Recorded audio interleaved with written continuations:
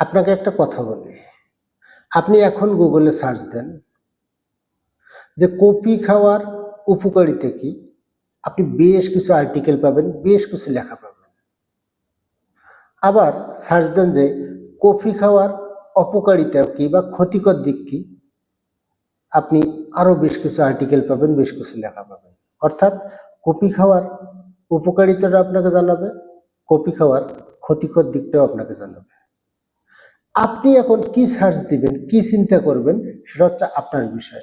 আপনার মস্তিষ্কে কিন্তু সেম।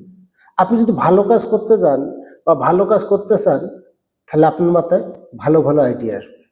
আর যদি খারাপ কাজ করতে যান বা খারাপ কাজ করতে চান, আপনার মাথায় সেরকমই আইডিয়া আসবে। যে কমেডিয়ান, তার মাথায় সবসময় জোকস করে। যে মোটিভেশনাল স্পিকার, তার মাথায় সবসময় মোটিভেশনাল টাইপের কথা করে। যে নাট্যকার, তার মাথায় সবসময় নাটকের চিন্তা করে।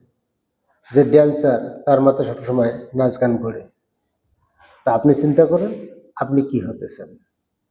আপনি চেষ্টা করুন ভালো কিছু করার, দেখবেন আপনার মাথায় সেই রকমই চিন্তা ঘুরপাক খাচ্ছে।